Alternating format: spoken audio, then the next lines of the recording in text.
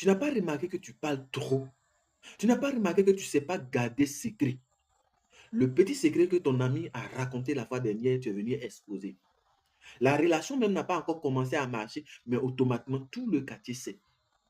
Le diplôme même, tu ne l'as pas encore obtenu, mais tout le monde sait ce qui s'est passé. Si tu veux devenir entrepreneur, ce conseil-là est vraiment capital pour toi. Apprends à garder les secrets.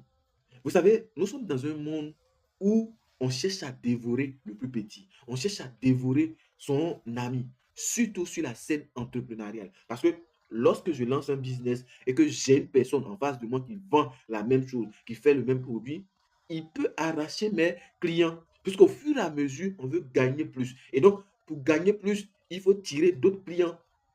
Et si tu ne sais pas garder secret, si tu ne sais pas garder les informations sensibles, si tu ne sais pas garder les stratégies, un jour, tu vas tomber sur quelqu'un qui va utiliser ces stratégies-là pour te combattre. Parce qu'à un moment donné, quand on se rend compte qu'on ne peut pas te vaincre directement sur le marché, on va utiliser d'autres moyens pour te vaincre à travers tes stratégies, en utilisant certaines informations qui viennent de vous.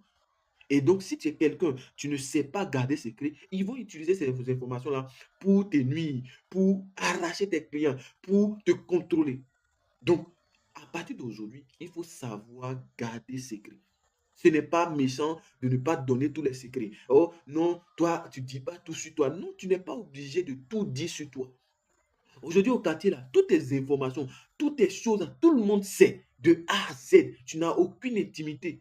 Tu n'as aucune information où personne ne sait. Quand tu as des difficultés avec des gens, automatiquement, les gens utilisent ça contre toi. Et après, tu te plains que personne ne m'aime, personne, les détracteurs sont comme... Non, les détracteurs sont comme ceci. C'est parce que toi-même, tu leur as donné l'âme utile pour pouvoir te détruire. Il y a des gens même, lorsque tu les rencontres, aujourd'hui, tu connais tout ce qui s'est passé depuis qu'ils sont nés à aujourd'hui. Non, ce n'est pas normal. Un homme doit pouvoir avoir de l'intimité. C'est vrai que tu as des meilleurs amis. C'est vrai que l'ami que tu as là ne va pas aller raconter. Mais en tant qu'un être humain doit pouvoir avoir des secrets à lui seul. C'est lui seul qui sait que c'est comme ça. Tu n'as pas remarqué que les informations qui sortent, ça vient de tes badges et des poteaux.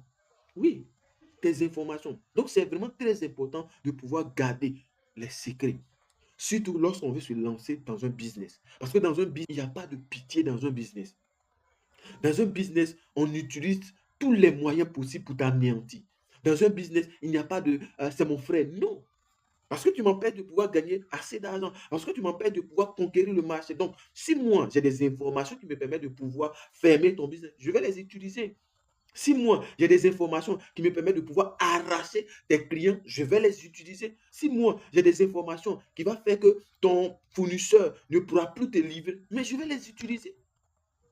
Tu vois, c'est bien de pouvoir avoir la compétence, c'est bien de pouvoir avoir des bons employés, c'est bien de pouvoir avoir la meilleure stratégie. Mais si on ne sait pas conserver, si on ne sait pas protéger, si on ne sait pas garder nos secrets, nos informations, ça sera difficile. Pourquoi, selon toi, on engage des informaticiens pour protéger des données? Pourquoi? Parce que les gens savent qu'à travers les données, on peut infiltrer, on peut détruire une entreprise.